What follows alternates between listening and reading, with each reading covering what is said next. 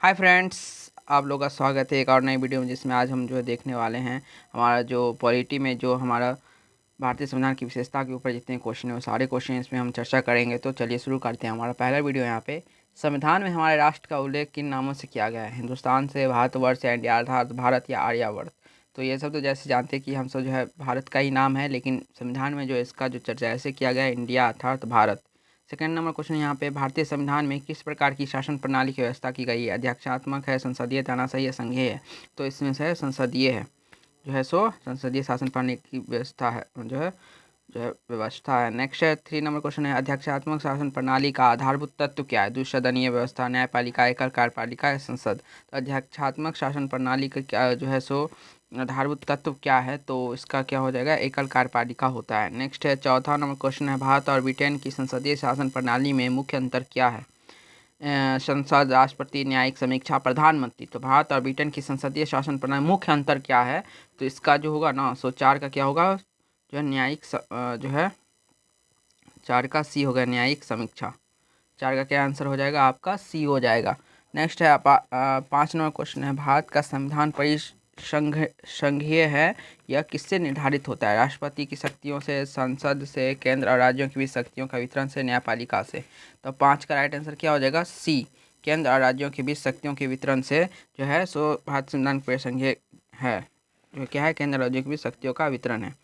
Next है 6 number question है आपका यहाँ पे, मूल संविधान में कितने अनुच्छेद थे? 300, 395, 400, 450 या 500? तो मूल संविधान में जो है सो जो है 395 अनुच्छेद थे, 6 का बी हो जाएगा। नेक्स्ट है आपका 7 नंबर क्वेश्चन है यहाँ पे, मूल संविधान में कितनी अनुसूचियाँ थी?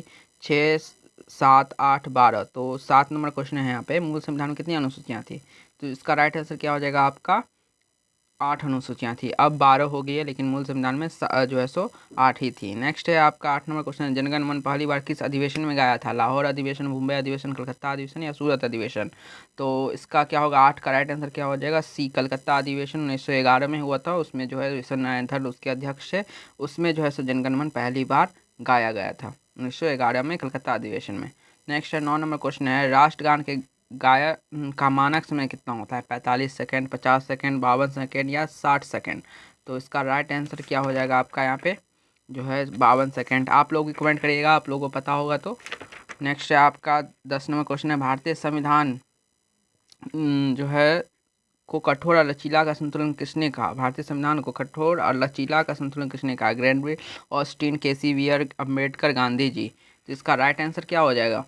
तो इसका राइट आंसर 10 का क्या हो जाएगा? आपका बी हो जाएगा। केसीवियर ने कहा था कठोर और लचीलेपन का संतुलन है भारतीय संविधान। नेक्स्ट है आपका 11 नंबर क्वेश्चन यहाँ पे, भारत को अर्धसंघात्मक राज्य किसने कहा? गांधी जी, नेहरू, केसीवियर, ऑस्टिन। तो 11 क्या हो जाएगा आपका? केसीवियर ने। नेक्स्ट 12 नंबर क्वेश्चन है, भारतीय संविधान के विरहित होने का मुख्य कारण क्या है? बड़ी जनसंख्या, एकल नागरिकता, संघ तथा राज्यों का एकल संविधान, संसदीय शासन। तो 12 का राइट आंसर क्या हो जाएगा? सी हो जाएगा, संघ तथा राज्यों का एकल संविधान भारतीय संविधान की विरहित होने का कारण है। जो है राज्य और संघ का एक ही संविधान है, अलग अलग नहीं है, इसलिए जो है ये जो है सो विरहित है, बड़ा संविधान है। 13 नंबर क्वेश्चन है, भारत में राजनीतिक सत्ता का प्रमुख स्रोत क्या है? तो भारत में राजनीतिक सत्ता का प्रमुख स्रोत क्या है? संसद है, राष्ट्रपति है, प्रधानमंत्री या जनता? तो 13 का राइट आंसर क्या हो जाएगा? आपका डी हो जाएगा, जनता। 14 नंबर क्वेश्चन है आपका, कोई भी संविधान कितना भी अच्छा क्यों ना हो, जो इसका लाइन इस पर पूरा नहीं लिखा है, मैं बता देता हूँ। कोई भी संविधान कितना भी अच्छा क्यों न हो, यदि उसे क्रियान्वित करने वाले बुरे व्यक्ति हैं तो संविधान भी बुरा हो जाएगा। यह कथन किसका है? नेहरू जी का, गांधी जी का, डॉक्टर भीमराव अम्बेडकर जी का या राजेंद्र प्रसाद का? तो इसका क्या हो जाएगा? सी आंसर हो जाएगा। 14 का क्या हो जाएगा? सी। नेक्स्ट है आपका यहाँ पे 15 नंबर क्वेश्चन है, भारतीय संघवाद को सहकारी संघवाद किसने कहा? केशव ने, ग्रैनविल, ऑस्टिन, अम्बेडकर ने या नेहरू ने? तो भारतीय संघवाद को सहकारी संघवाद किसने कहा था? तो भारतीय संविधान को जो सहकारी संघवाद किसने कहा था? तो 15 का क्या हो जाएगा? ग्रैनविल, ऑस्टिन ने।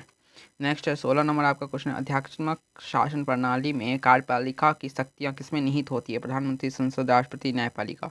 तो 16 का राइट आंसर क्या हो जाएगा? आपका सी, राष्ट्रपति में निहित होती है जो है।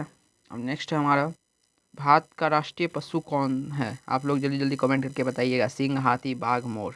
भारत का राष्ट्रीय पशु कौन सा है? तो इसका क्या हो जाएगा? 17 का जो हो जाएगा सी हो जाएगा बाघ है। नेक्स्ट 18 नंबर है भारत का राष्ट्रीय पुष्प कौन है? गुलाब, कमल, सूरजमुखी, चमेली। तो ये क्या हो जाएगा 18 का बी कमल है। नेक्स्ट आपका 19 नंबर क्वेश्चन है भारत का राष्ट्रीय पक्षी कौन है? तोता, कबूतर, मोर, हंस। तो भारत का राष्ट्रीय पक्षी जो है सो मोर है, 19 का सी हो जाएगा। 20 क्वेश्चन है हमारा, 20 नंबर क्वेश्चन, भारतीय राष्ट्रीय ध्वज के चक्र में कितनी तिलियां होती है? 20, 22, 24, 26। तो 24 तिलियां होती है।